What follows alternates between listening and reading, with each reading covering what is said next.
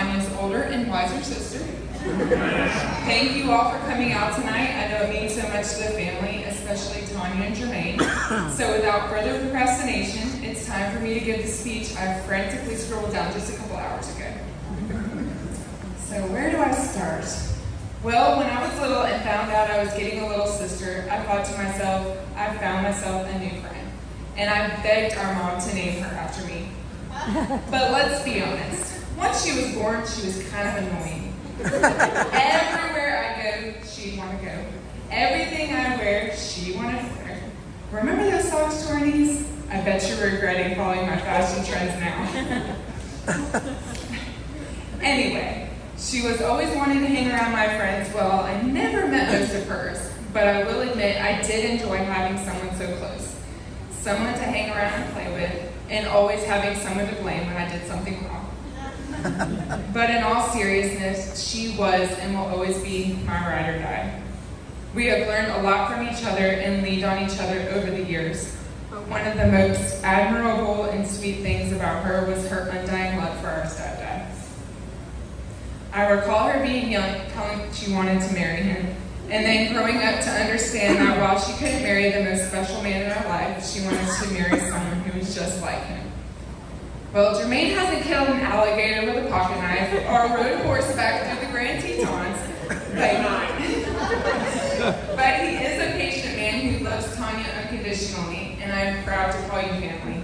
I know Bill is here tonight, smiling in approval of this special union. Their story is the perfect example of divine intervention, a true love story that would put any Nicholas Sparks book to shame. It all started with a hotel. Not like that, get your mind out of the gutter. As I was saying, it started with a hotel, the Red Team, a visit from my sister, and well, of course, me. Jermaine became an instant friend and one of my first friends when I moved to Nashville to reopen the amazing Gaylord Hotel. We celebrated successes together, birthdays, and even some holidays. New Year's Eve 2011, Tanya came to visit me from Florida, and well, this is where these two first came in contact and became friends. Shortly after, Tanya decided to make the move to Tennessee and got a job with us at Gaylord, where their friendship grew into dating possibilities.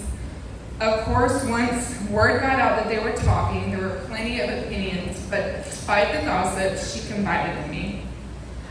At this point in my life, I was pretty much a hot mess and the last person to ask for love advice, but one thing I did know about love is it is worth fighting for. I knew what both their hearts wanted, and without any hesitation, I told her to go for it. Through the good and the bad, these two have proved they are the real deal. Every single day they choose each other. So since I have been married for several years now, here's some advice I'd like to share. Maybe. Tanya, never yell at each other unless the house is on fire. Never go to bed mad, stay up and fight. Beauty fades, and so will his eyesight. There's no sense in worrying. They say the key to a man's heart is through his stomach. No, look a little further south.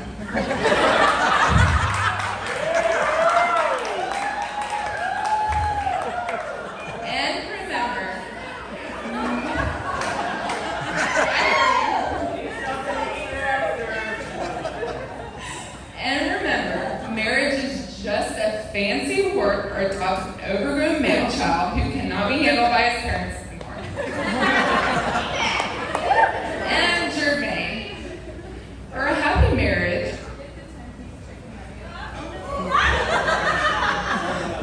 get the 10-piece chicken nugget even when she asks for 4. Your wife is less likely to argue with you if you're cleaning.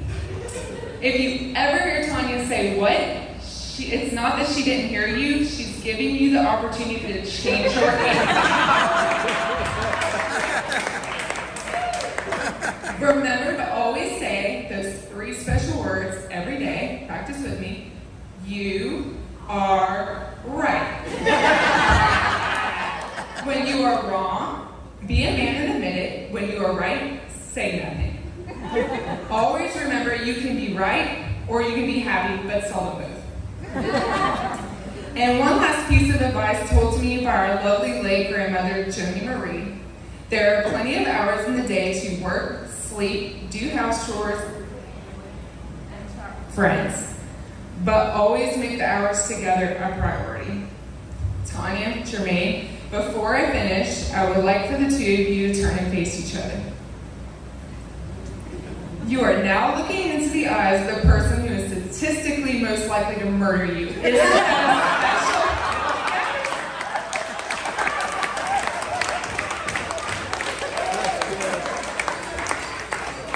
All right, now, if everyone could please raise your glasses and join me in a toast.